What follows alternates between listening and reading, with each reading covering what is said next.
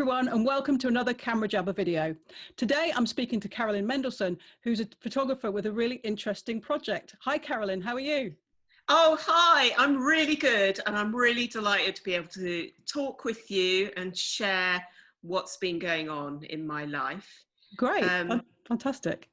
I'll give you some background. Before I talk about the project, I'll give some background as to why the project happened. Mm-hmm. I'm a photographer, obviously, and I do professional commissions. I also have an art side to my practice. So I have a series called Being in Between, which I've been working on for 5 years. Now, about a week before lockdown happened, everything was cancelled. This year I was due to have a major exhibition. The book of Being in Between was going to be published. I was going to do some work for the Royal Photographic Society for their Holocaust portrait projects, and I had a lot of private and commercial photography commissions, and then suddenly they all disappeared. And it was incredibly frightening. I'm self-employed, so obviously suddenly I had no income. I live in Yorkshire and I live in Bradford, a part of Bradford, and Bradford City Council did an amazing thing. They decided to turn some of their arts and culture budget into grant funding for artists to respond to the situation. So they had small pots of money, and what you needed to do was to propose a project that you could do based upon your experience of or responding to lockdown, but also that in some way possibly reached out to other people. I have 3 teenagers, so I was really aware of what's happening in young people's worlds. So I am aware that for a lot of young people, they have had their worlds turned upside down. Their exams have been cancelled. Their proms have been cancelled. The day-to-day routine of going to school has been cancelled. They can no longer socialise. And I just thought how challenging that must be for young people.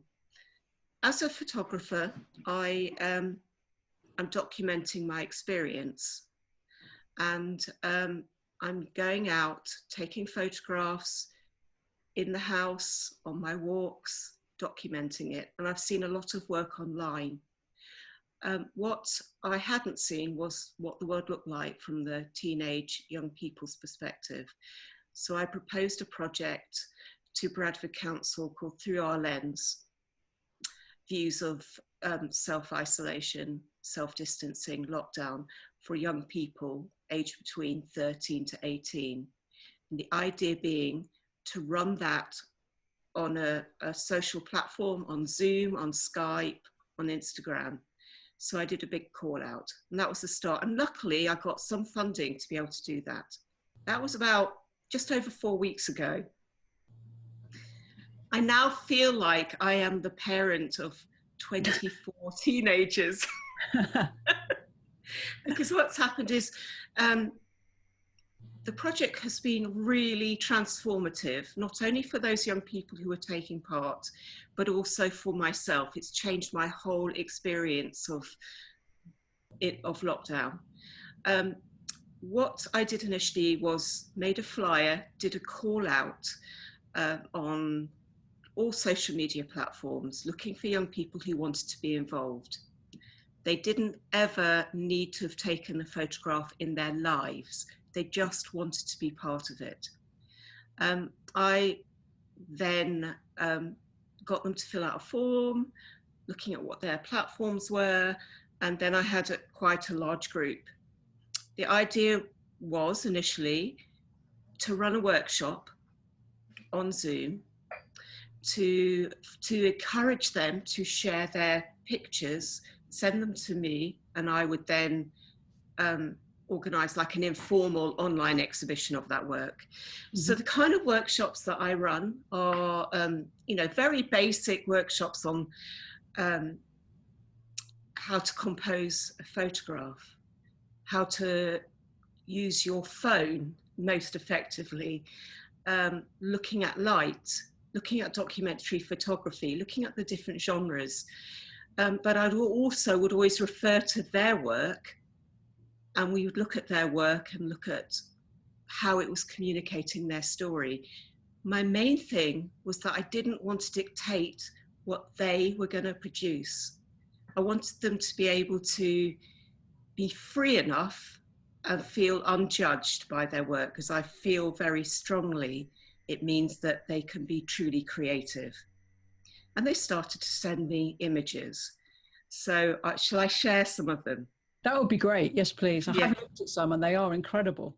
Yeah, it's I have an Instagram that's shared on, and I'll share the images and then I'll tell you what's happened since it started. So pictures from lockdown. So I've selected a small, there are a lot of pictures I'm going to show you, but it's a small selection of the entire work. So this is Ella. She's a 14-year-old. She lives in Bradford. And this actually here was the very first image that was sent to me, and I was completely blown away. Ella uses a mobile phone. And I'm a real strong believer that it's about how you see the world and then how you translate that through whatever you're using, whether it's a DSLR, mobile phone, mobile device, disposable camera. And so this was her experience, and I think it's really evocative and atmospheric, and particularly for me, that first image. Yeah, it's very strong, isn't it? That kind of sense of it's out there, but you can't get to it. It's incredible, isn't it? It just knocked me sideways. The second picture, actually, we got a comment from somebody saying, this is like the work of, and he mentioned the name of somebody who then commented on the work saying, I really love this. I then checked out who this person was, and it was the New York Times photography person. Wow. This is what's so amazing about this project, is that it's suddenly attracted these really amazing, well-known photographers, and they love the young people's work and they comment on it. And I think it just elevates them and makes them feel that what they're doing is really valuable and that people are hearing them. And she obviously, these are three very different photos. I like that one, the kind of more documentary one at the end as well. Okay, on session 2, we were talking about story and portraiture and what a self-portrait is. Harry, about an hour after I'd finished the session, I got an email from Harry with a WeTransfer link, and these 4 images came through. I could have cried.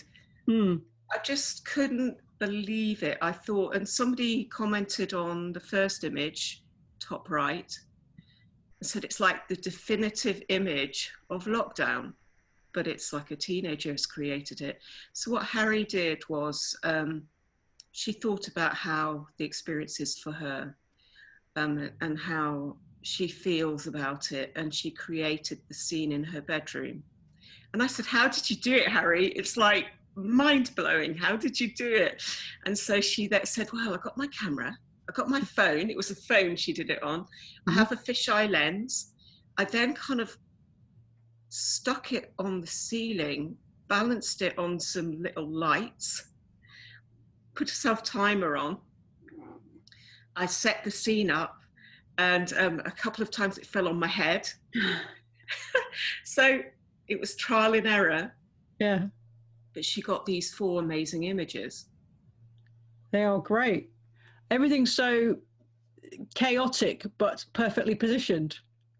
It is, and a lot of people have responded to them, young people, because they really identified with that feeling, because it's about how she feels, isn't it, really? You know, and her quote's really insightful as well. And I think for a lot of these young people, they felt that probably very isolated, not able to express this, but through the photography, they're able to explore it in a really positive way. Though some of the images are quite dark, it's a positive thing to do, I think, with the experience. So Amy did these, yeah, we were looking at self-portraits, and I'm always saying to them, look at the shadow, look at the light and the shadow, and if you have a camera, put it on black and white if there's lots of contrast, because that can be really interesting. And she's just done these incredibly beautiful images. I think the first one, I really love the fact that how she's composed it. Yeah. You know, it's not obvious, is it? And it's not like you'd normally expect a 15-year-old to take a photo of themselves. And then I also asked them, you see there's writing here. I said to them, it would be really great if they wrote. I give them little, in the workshops, I give them little things that they can choose to do. And one of them was to write about your situation and what your hopes, how you feel, what your hopes are, but to write about it, and then to photograph your writing. And that's been really interesting. So if anybody goes onto the Instagram, they'll see that. And she knows she had her GCSEs cancelled, and the fact that normality disappeared, and still she still has a positive take on it. Oh yeah, Chester. Yeah, sorry, I interrupted you. That's okay. No, it was just reading about his saying that 2020 was a year she dreaded, and sort of cancelling things and stuff. And I remember that kind of, you know, it's your big exam year. Yeah. And the thought of that all being whipped away and not really knowing what's going to happen is very tough. It's really tough, because you may be dreading your exams, but you've worked for them for a long time. And things like study leave, which started today, but didn't start today because all the exams being cancelled. My son was due to take his GCSEs. He said, it's study leave. I went, yay. And it's a rite of passage, isn't it? We all remember it. And the long summer. Yes, I'm going to say, everything, you know, while you're working away, you're sort of thinking, but come after all the exams, I will do this and we'll do that and we'll do, you know, and you know there's going to be that phase when you're kind of like so used to working, you feel a bit tense, but you can just relax and do all the things that you wanted to do. And that relaxation, that promise of relaxation has gone as well, hasn't it, for now? Yeah, because every day is every day, isn't it? And you have to find things to occupy you, but you can't connect with your friends. Well, these young people can't. They are in the project, they are in, you know, they're committed to it so in an amazing way. So Chester is 15 and he was doing his GCSEs, and he sent me this first image, which I love. I said, how did you take that, Chester? Is that you? He went, yeah, that's me. And then he explained, and I love the fact that they're really ingenious.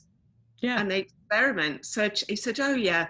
So, and he told the group, he said, I just put my phone at the end of the room and put the, you know, thought about how I wanted it. And I think it's just I think it's a really good self-portrait. And then. Yeah, it's a great composition. Yeah, and, isn't it? I don't know, did he use his phone? You know, it's handled the exposure brilliantly, the colours, it's great. Really, really good. And it says something about him as well, I think. And I think it says quite a lot about lockdown as well, because we're, you know, it's been unusually good weather here, hasn't it? Yes. Thankfully. When we can, we take the opportunity to enjoy a bit of it. And sometimes that means sitting on your front step or your back step and just soaking up a bit of sunshine. It's a real snapshot. I don't like the word snapshot, but it's a real, I guess, portrait of our time, isn't it, at the moment? And then he sent quite a few pictures. This is one of them. So this isn't his family, but he's obviously self-distancing, but on his street probably. And I said to him, and I showed it to people as an example of kind of like a documentary shot, but it's so well composed. Yeah. It really is. Yeah.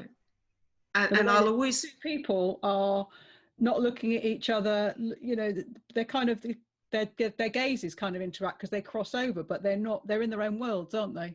Yeah. And none of these young people are photographers. This is the thing.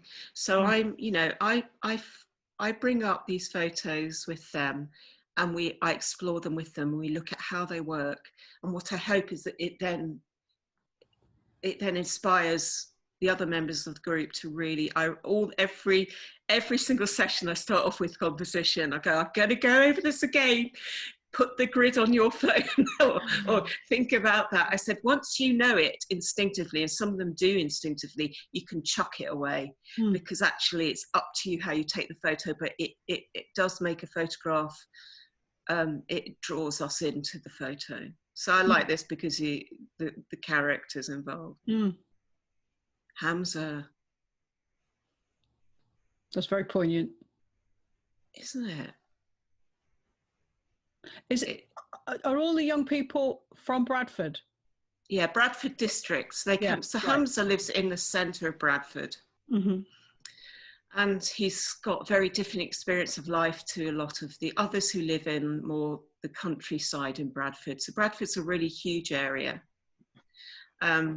It's Bradford, Shipley, Keighley, Oakworth, some very rural parts and some very urban parts. So Hamza lives in an urban part, and Hamza is,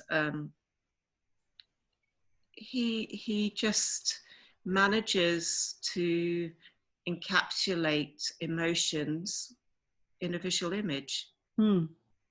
And I think anyone that sees that has a response to it. Yes, you instantly know that that's not an image of happiness, is it? No, it's like trapped, isn't it? It's trapped, yes. And I'm just proud of Hamza. I'm so proud of Hamza because I think he was really struggling. And he said to me, who'd have thought that COVID-19 could have a positive outcome for me? Yeah. So, you know, a lot of them, because I'm on Instagram with them and I curate the page, I get lots of messages all the time from all of them and a lot of sharing, but I'm very prepared to put in all the time that I can to enable them to be part of this and to hear what they have to say. Okay, here's Harry. Is this the same Harry as earlier? This is the same Harry, yeah. Harry's got just an amazing skill. And I love that first photograph. Yeah, I mean, that exposure is quite unusual, isn't it? It works so well.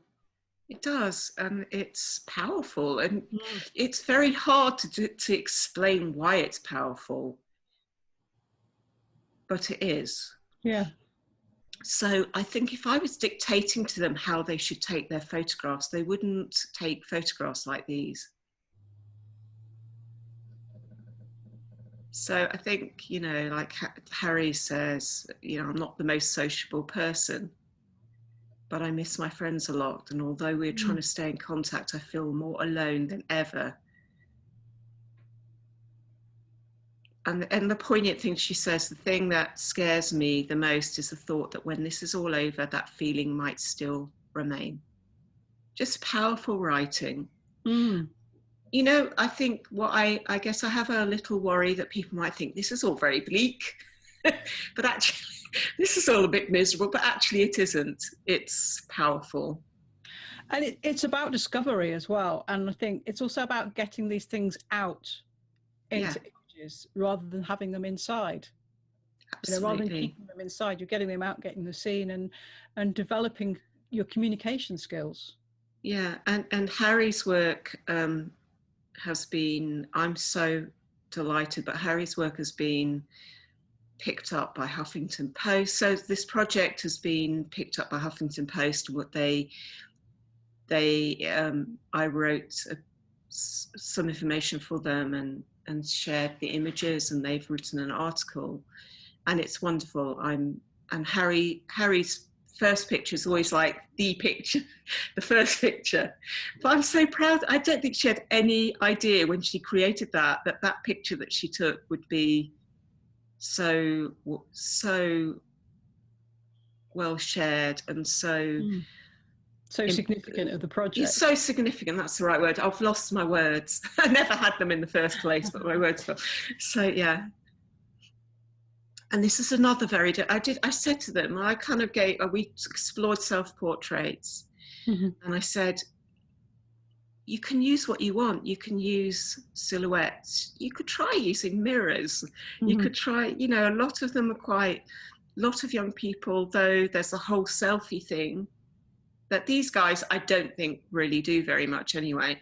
But it's really exposing if you're creating a self-portrait. You have to think about what you want to say. And I just love this feel, Phoebe's picture here. It's beautiful, isn't it? The way that circle kind of fits in with the frames. It is like it's part of the wall. Yeah, it does. And also you can see her little phone there, can't you? Yeah. Which I quite like. I suggested to her that she could take that mirror and place herself in lots of different situations. That would be interesting. Yeah. So I kind of suggest things, but they don't have to do them. They're just suggestions, and also to try it out. And I'd say that to everybody, all of us. It's worth trying things that you've never done before, because now's the time to do it. And actually, younger people are much more open to doing that because, I suppose there's a lot more new things to try. And so it's like they're always trying things. So this is another thing to try. Whereas I think sometimes older people are just, oh no, I'm too old to do that now. Yeah, though if they work with me, Angela, I'd get rid of that straight away. Great. That's good. Yeah. So I'm sharing these two because they're very different kinds of photographs. Holly has done, I do my 1 hour session with them. And then there's about 5 of them who have DSLRs. And what I do is then do a technical session. And we look at exposure and shutter speed and aperture and all the things that involves. And I give them, I kind of give them exercises that they might like to try out. So they start to master the use of their cameras. So Holly has got a DSLR, and we have lots of well-known in the art world photographers, not well-known in the social photography world photographers, who have joined the page and are commenting on the young people's photography, which is just wonderful. One of them is Roy Mehta. I'm not sure whether I've pronounced his surname correctly. He's been doing this amazing series early in the morning during lockdown, looking at pockets of light, and he's doing something, I think, is it the Heritage? I can't remember, I'll probably find it later. But so I suggested as one of the exercises, it's always about light, and I said just end of day. I do suggest first early in the day, but obviously teenagers don't do early. I think it's a different quality of light early in the day, and Holly took this later in the day, and it's just beautiful. And I think the interesting thing is that this is still about their experience, and nature and the beauty of it all is more acute at the moment because we have less distractions. We notice it more. And also we've got a restricted amount of time that we can go out into it. So we tend to appreciate it a bit more, I think, savor it perhaps. I think so. And Esme, this is one of the first photos she sent me, and she used her phone. I think it's genius. Very good framing. Isn't it? Composition, very strong. Yeah. Really good. So I love the fact that it doesn't matter whether they're 12 or 17 or 18, they can create things that impress all the group. Just a beautiful image of near where she lives. It's always taken during a loud exercise. But I like the way that that daisy, I mean, obviously it's floating in a pond, but equally it could take the place of the sun, couldn't it? You're right. The bridge there. Fantastic. This is Hamza's first picture he sent me. Right. I love it. How's he done that then? I asked him, it's his phone. It's his phone. And I think he's just practiced. And I really don't know, unless he's got a sibling to throw the ball or just put it on like Even a so. self-timer. Yeah. It's like Great genius, isn't it? Yeah. An interesting angle. Yeah. It's the perspective, the angle, and it's the thing he loves. He loves cricket. Right. And I'll tell him if I think it's extraordinary, and I do. And Harry, here's another Harry photo. I mean, there are lots of photos to see on, so I just picked it, not because it's better than others, but just because it's simple. Yeah. And I'm trying to get them to look at the real simplicity. I think I've said to them, the most mundane things are interesting at the moment. Don't ever think of it as boring. And I just love this hand shadow. And it's interesting layers as well, quite literally layers in that image. Yeah. It's lovely. I love the light in that. Beautiful, isn't it? We can all imagine it ourselves, being in that space. Yeah, I love that. I love that. Really resenting that fish. Isn't it? And it's kind of like a little visual metaphor as well. You can project all sorts of things on these images. Yeah. I've picked these together really because there's that thing about, are we the fish, Taylor? Are you the fish? Is the cat? Yeah, or the cat. Again, the composition's really strong, and she'll have done it on her camera. I've told them all about how to use black and white on their camera as well, because sometimes the color gives too much distraction. So certain photographs, obviously in Hamza's before, it was the color works perfectly. This one, I think the color would be distracting. So I'm glad she did that in a black and white. Yeah. And Alice, I think she said to me that silhouette is really effective, of her mother actually. Oh right, I was going to ask you, that was just in the perfect place there, isn't it? Looking up the incline, and lots of negative space. It's really works incredibly well. Alice again. Okay, yeah. I was doing shutter speed with them, and I said, we're talking about. I said, you could do all sorts of things. Okay, it can stop movement, but also you could create ghosts. You could do all sorts, play with shutter speed. It's really good fun. And she did the self-portrait, which is, again, I find quite extraordinary. It's powerful. Yeah. Just the right degree of movement in there. Just the right degree, and you don't have to say anything. Actually, her words are strong here, so some of them get creative in the way they decide to write and photograph their writing. But the visual image says everything.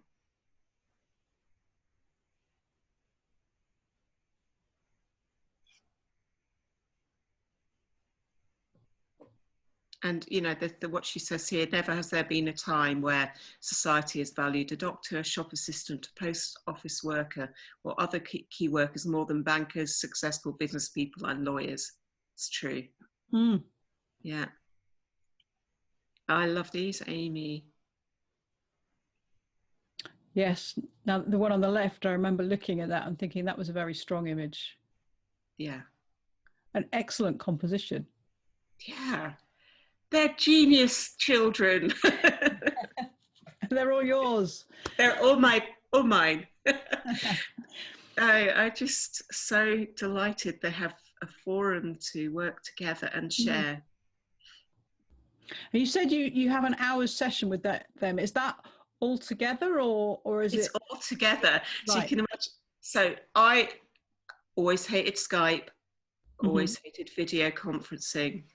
So the thought of delivering a workshop, I'm a real people person, the thought of delivering a workshop in a virtual way, I was like going to be a real challenge for me, but it works, doesn't it? I see all their faces.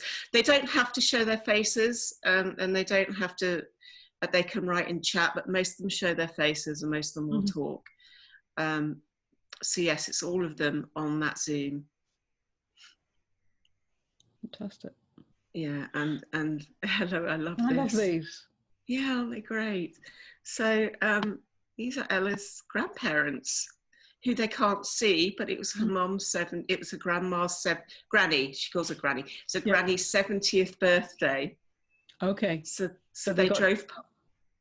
So her grandparents got dressed up. They stayed in the car. Ella and her family stayed in the car, and she took these photographs from the car. fantastic. Yeah. What a nice fun record of that as well. Yeah. Really, really. I love the smiles. Yes, really. They're just a real humanity and humour to these.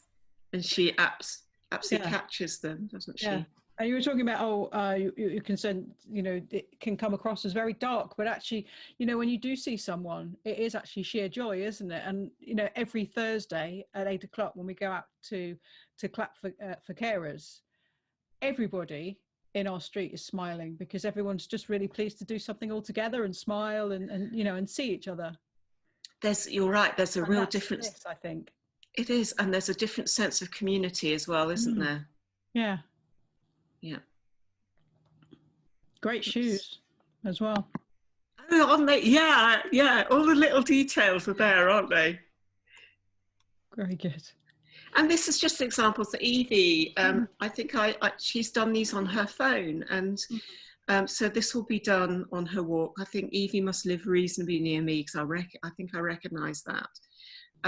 And I did a whole session on mobile phone photography with them. And the simple how you if a composition is quite simple and striking, and I think these are. They work really well, and I quite like the light in that is lovely as well. You just know a place like that would not normally be that quiet. It would be full of young kids hurtling around on skateboards and with their parents. Morgan. Oh, no. These are interesting. Yeah. Morgan. Self-portraits again, are they? The self-portraits. Morgan said to me, I don't really like seeing myself. I don't really like photographs of myself. So I want to explore how I'm feeling through photography rather than being obvious with the portrait. And I think they're powerful, aren't they? Very good. Morgan sends me lots, that she sends me lots of really strong images, and she's always open to experimenting as well. And I think these are the last two I'm sharing, because otherwise I'd be talking for like hours and hours. So apologies if I've gone on for too long. No, it's fine. It's great. So Jay's the youngest in the group, and this is one of the first images he sent me. I love the barbed wire in that. It's just perfectly positioned in the frame, isn't it?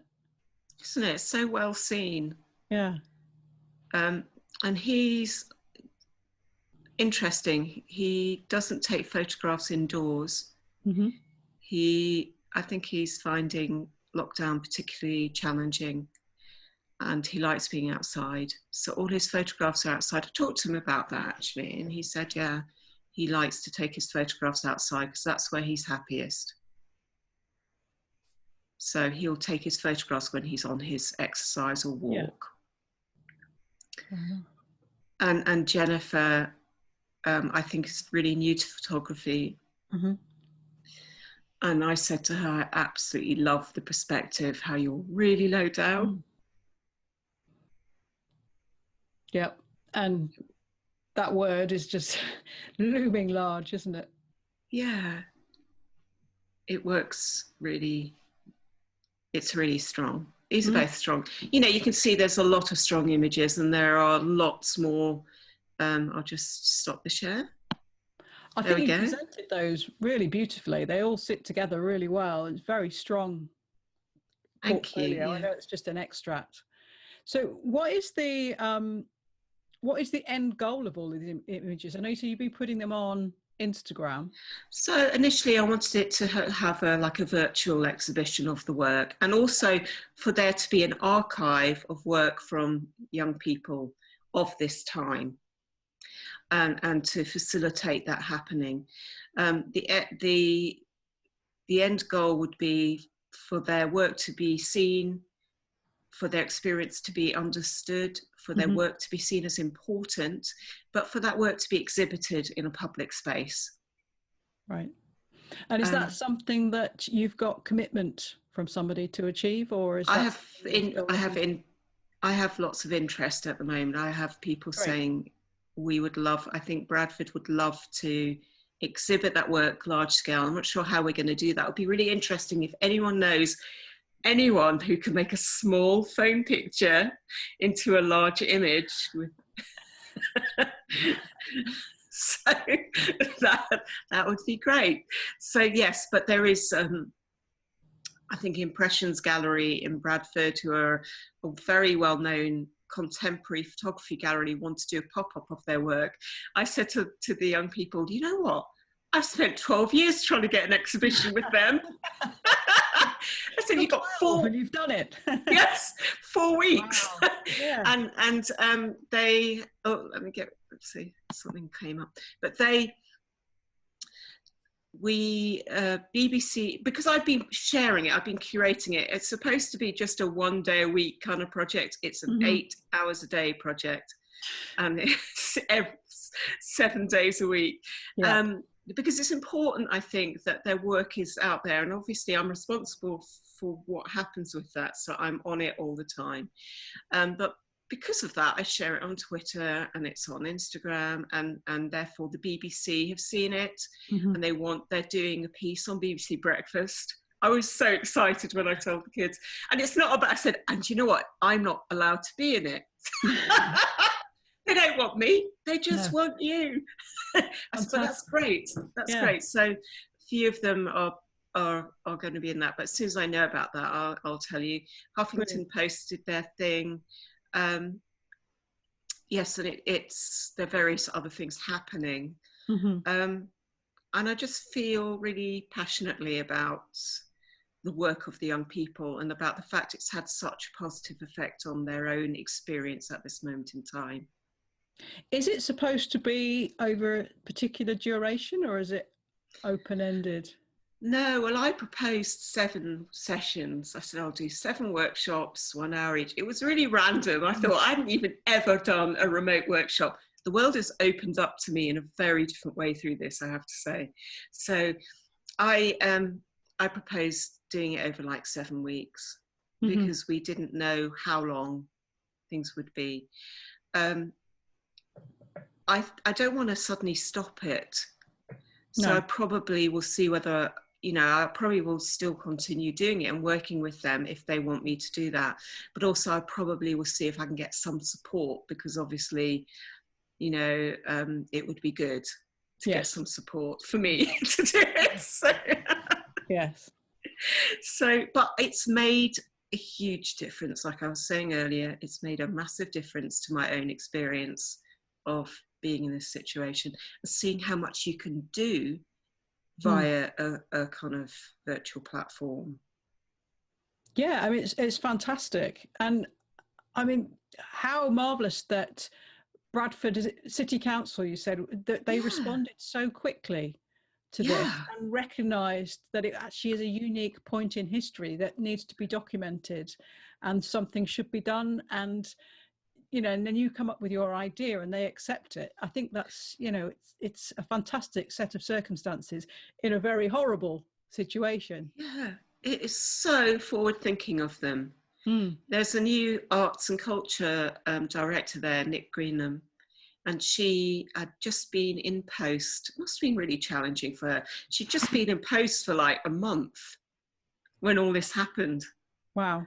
Yeah. Like it. And then she was the one, I think, that just thought, actually, wouldn't it be a good thing to see whether we can assist artists in still carrying on working by allocating a small pot of funding from our budget to enable some of them to, I think they had about 150 applications, and I think they funded about 55 artists, but that's really amazing. That's great. That's a really good average, isn't it? Fantastic. Yeah. And you've got 24 young people working with you. Was that part of your original proposal, or are you looking for more, or is that? Well, I've got. I couldn't work with more on Zoom. I don't think it would work. I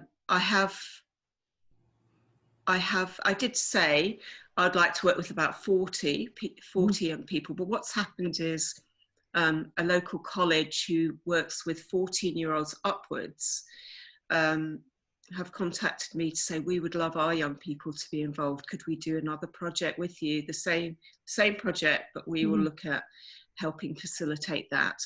I also think in terms of its reach, I said, I think I bigged up my social media influence. I went, social media, I can get it out there.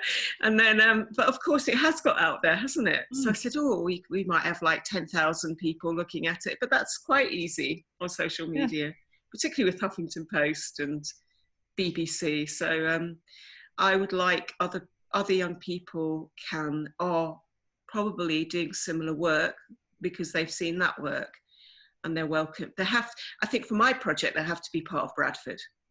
Yeah. In order for that work to be shown within the context of my project. But I think if it inspires other people, then that's great. Yeah, and you never know where these things might go. You don't, and I feel it's opened up into a completely different world to me. I think as a photographer, I've always been more committed to work that has some meaning to it, which is why I do lots of art photography, as in work that is in some way socially engaged, as well as the portrait commissions, which I love, and things like that. I think I like things that have the ability to change people's perceptions.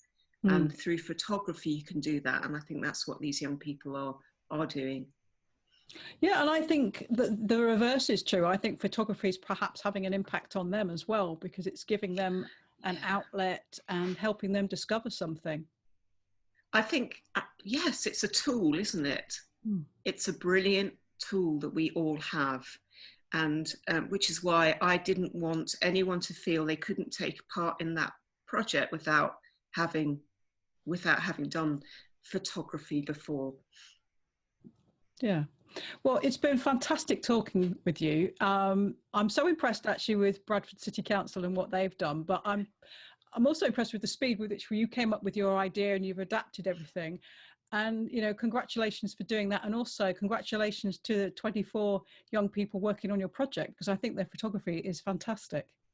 Thank you, and thank you for letting us be on your platform, Angela, because I'm really delighted to share it. Thank you very much. Bye. Thank you. Bye.